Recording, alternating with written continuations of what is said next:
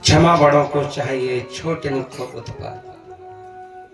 भूल बस कभी गलतियां हो जाती हैं, ऐसी बात नहीं। ये मनुष्य ही गलतियों का पुतला है।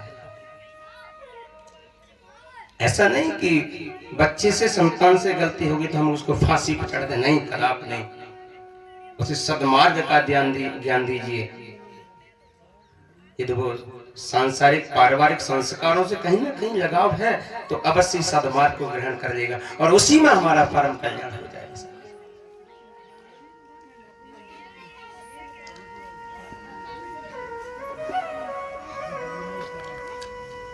अपनी माता, अपने पिता के स्वाभिमान को ऊंचा करो, अपने भाइयों के स्वाभिमान को ऊंचा करो, तब आपकी प्रशंसा है।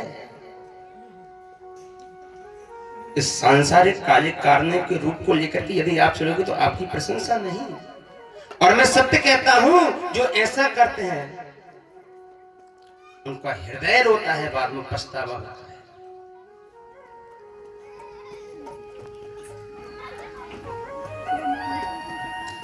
महाराज, कई लोग हमारे साथ के ऐसे हैं जिनसे हम कभी उम्मीद नहीं रखते थे कि वो ऐसा कार्य करेंगे, उन्होंने ऐसा करके दिखाया। कभी उम्मीद नहीं रखते थे हम उनसे, उन्होंने ऐसा ऐसा कृत्य करके दिखाया। इसलिए आप संकल्प करें, हमसे जीवन में कोई भी कृत्य ऐसा ना हो जो हमारे माता पिता के स्वाभिमान पर ठेस पहुंचे, कभी भी।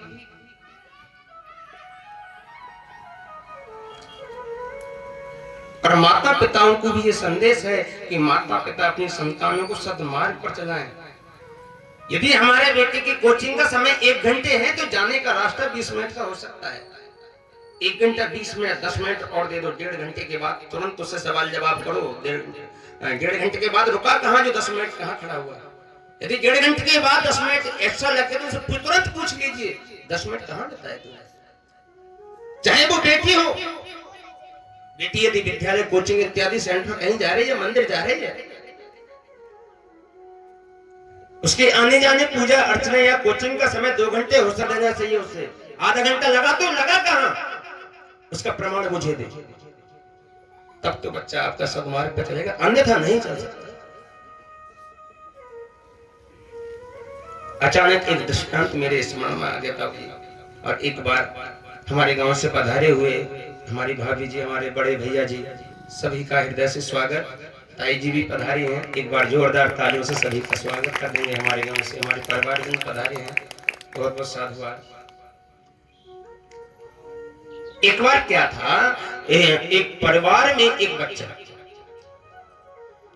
जब एक बच्चा था तो बाल्य अवस्था से विद्यालय जाता था। और जब विद्यालय जाता था तो फर्स्ट या द्वितीय क्लास में पढ़ता था। और वो एक दिन जो है पेंसिल चुरा करके ले आया। पेंसिल चुरा करके जब लाया तो माता ने देखा और अपना वर्क कर रहा था, होमवर्क। और जो ही पेंसिल को देखा, माता ने, बेटा ये कहां से आई? नहीं माता, ये तो मेरी है। माता सो ठीक है, अगर ले हुआ है वो तो कौन सी दिक्कत है, अपने बढ़ ही रहो है। इतने में आ गया, पिता ये पेंसिल कहां से है? और सवाल जवाब होगा दोनों पक्ष से। माता ने कहा कि ये बता रहा है मेरी है। अच्छा, तुरंत उसको डांट दिया और तुरंत थप्पड़ मारकर तमाचा उसके ऐसे लगाया, बता कहां से ये पेंसिल? कि मैंने चुराई। इसकी चुराई को उसकी तुरंत वापस लेके आ, उसको वापस कर दिया। ठीक उसी का साथी दूसरे दिन जो है तुरंत जो है कोई वस्तु चुरा करके ला गया, या डॉट ले आया, पेंसिल रबड़ इत्यादि कुछ भी ले आया। उसने आकर के जब घर में होमवर्क दिया, माता ने देखा कि बेटा ये कहां से? कि माता जी मैं इसको उसकी ले आया। ठीक है ठीक है, चुप कैसे रख लेना, छुपा के, किसी को दिखाना मत, 10-5 दिन। ठीक है माँ। अब तो वो पेंसिल उस दिन चुरा करके लाया, फिर विद्यालय गया तो उस दिन जो और कुछ बड़ी पुस्तकें इत्यादि चुरा के ला गया। अजीब, वहां तक उसकी स्थिति पहुंच गई कि ये बहुत बड़ा डाकू बना, भयंकर डाकू बन गया वो। और अंत में यह हुआ उसे पुलिस प्रशासन के द्वारा अरेस्ट किया गया और आजीवन कारावास और फांसी चढ़ने के लिए जो है जजमेंट हो गया। जब फांसी के लिए जजमेंट हुआ, अंतिम क्षण में पूछा जाता है कि तेरी कोई अंतिम इच्छा हो तो बता, हम तेरी अंतिम इच्छा को पूर्ण करेंगे। हाँ, फांसी पर लटकने के लिए जा रहा था।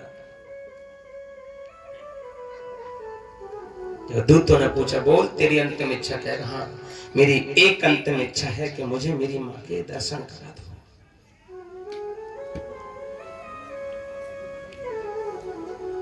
ठीक है, हम तुझे तेरी माँ के दर्शन अवश्य कराएंगे, क्योंकि तू अंतिम यात्रा की ओर है। हमारा परम कर्तव्य है, जो जल्लादों का जो कार्य है वो अंतिम इच्छा अवश्य पूर्ण करते हैं। माँ को बुलवाया गया कि आओ चलो अपनी माँ के दर्शन करिए। खिड़की में से माँ के दर्शन कराया कि नहीं, मुझे शांति नहीं मिल रही, कारण मैं अपनी माँ से बिल्कुल सम उपस्थित होकर के मिलना चाहता हूँ। जल्लादों ने कहा चलो ये भी कार्य करेंगे। तुरंत उसको बाहर लेकर के आए और माँ के पास पहुंचे और माँ की खोली भरी, बहुत रोया और रोने के बाद उसने अपनी आंखों की दोनों उंगलियों को माँ की आंखों में डाल दिया, आंखों को फोड़ दिया। अब जल्लाद प्रशासन के, अरे इतना उद्दंडी, ये अंतिम समय फांसी पर लटकने के लिए जा रहा है, तभी ये दुष्कर्म नहीं छोड़ रहा। देखो देखो, इसने अपनी माँ की आंख को फोड़ दिया। तुरंत पूछा, क्यों बे? तो अंतिम समय में फांसी पर लटकने के लिए जा रहा है और तूने अभी बाज नहीं आ रहा, इतने पर भी तेने अपनी माँ की आंख को फोड़ दिया। माँ ने भी कहा, बेटा मैंने ऐसा कौन सा तेरे साथ में बुरा कर दिया तूने मेरे अंतिम समय में मेरी आंख को फोड़ा? कि हाँ माँ, आज मैंने तेरी एक आंख को फोड़ करके इस संसार की मां की आंखों को खोल दिया। यदि उस समय में मैं उस रबड़ इत्यादि पेंसिल को चुरा करके लाया और तूने वहां डांट दिया होता तो ये आज मैं फांसी पर लटकने नहीं जा रहा था। जो तेरी बदौलत है मैं आज फांसी पर लटक रहा हूं। इसलिए मैंने तेरी आंख को फोड़ा और संसार की माताओं की आंखों को खोल दिया। कदापि कोई बच्चा कोई वस्तु लेकर के आए उसे तुरंत डांटना चाहिए। जज साहब ने तुरंत जजमेंट दे दिया, नहीं इसको वाह करार छोड़ दिया जाए, इसको फांसी नहीं दी जाएगी। तो हमेशा मैं यही कहूंगा, कोई भी बच्चा, कोई भी अपना परिवारजन यदि समय से अधिक कहीं समय व्यतीत कर रहा, तुरंत सवाल जवाब कर देना चाहिए। बोले आनंद कंद भगवान की। इसलिए आनंद के साथ एक मिनट